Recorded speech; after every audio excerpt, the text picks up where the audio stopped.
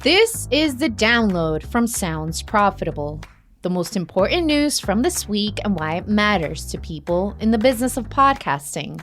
I'm Manuela Correa. And I'm Shreya Sharma. The download is brought to you by Podscribe. Find out more at podscribe.com.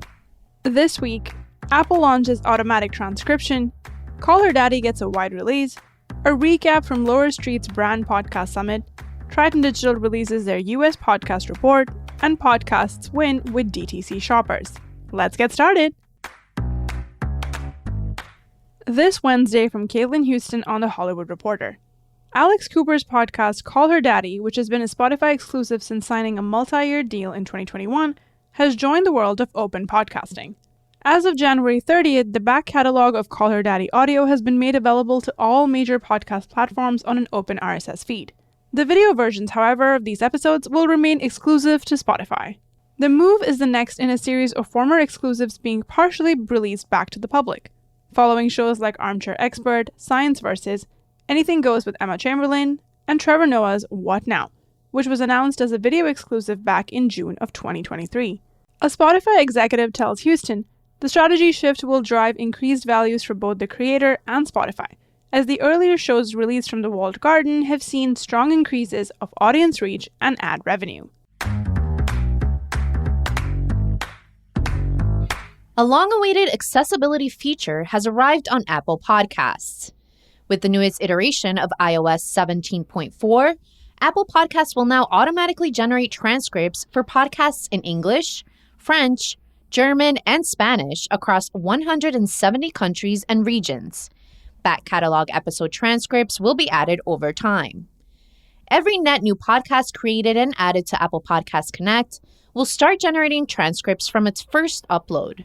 Creators have the ability to replace the automatic transcript with their own hand-edited file by uploading a new VTT or SRT file. The Apple transcript can also be downloaded and used as a starting point for editing. James Cridland of Pod News has constructed a sizable FAQ for a number of questions asked since the announcement. While no automated transcript system can be 100% perfect, providing transcriptions by default gives the industry an excellent baseline for accessibility.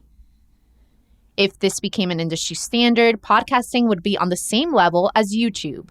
Creators on YouTube can choose to hand transcribe their videos, but viewers who need captions can rely on YouTube's automatic subtitles if those bespoke captions never come to fruition.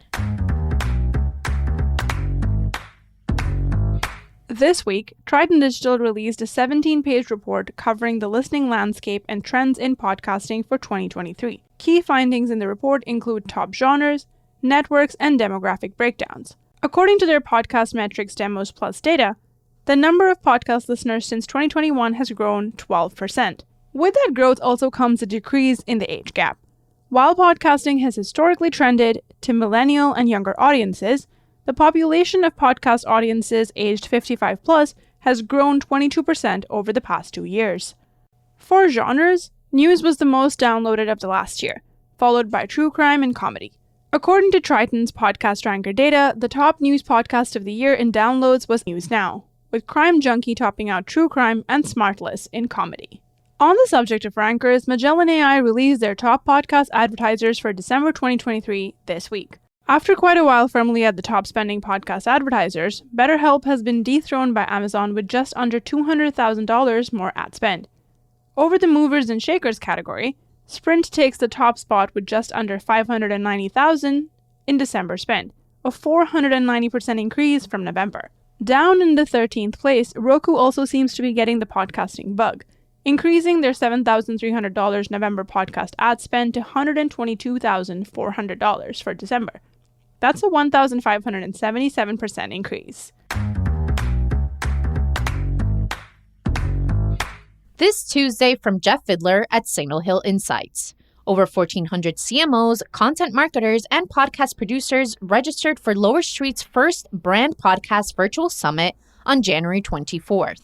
The audience of a branded podcast remained a common discussion thread throughout all sessions. Here's a quote from Roy Sexton, Director of Marketing at Clark Hill Law. Podcasts should not exist to placate someone's ego.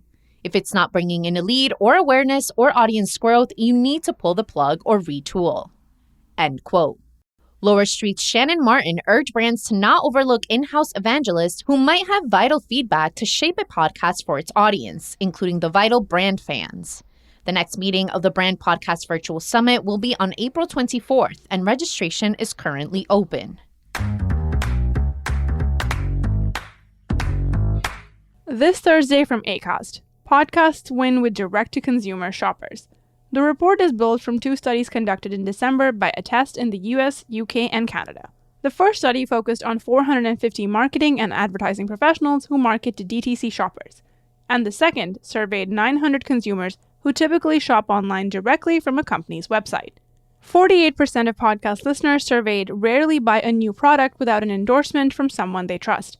Podcast DTC shoppers also trended higher while waiting to purchase from ethical and diverse companies than their overall DTC counterparts. While brand marketing may have overtaken DTC as the most prominent form of marketing in podcasting, DTC remains alive and well in the industry.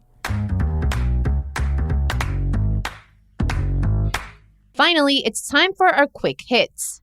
These are articles that didn't quite make the cut for today's episode, but are still worth including in your weekend reading. This week, Knowing Half the Battle in Podcasting by Tom Webster.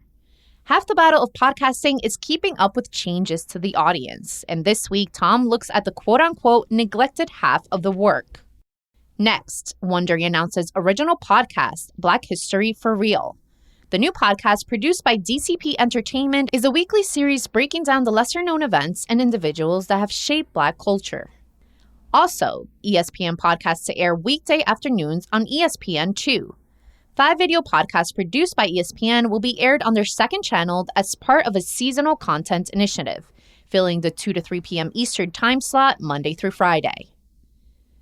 And finally, the Free and Open Ad-Supported Internet, a new AIB study that looks into the feelings of internet users when it comes to advertising's place online and how it keeps certain sites and services free to use. And that was The Download, brought to you by Sounds Profitable. I know we went through today's stories fast, so be sure to check out the links to every article mentioned, right in your podcast listening app or on soundsprofitable.com/podcast. And thank you for sticking with us as we bring you the top stories you might have missed from the past week. I'm Manuela Correa. And I'm Shreya Sharma. Our producers are Brian Barletta, Gavin Gaddis, and Tom Webster. Special thanks to Spreaker for hosting The Download. And as always, thank you to you for joining us. Robot? Download complete.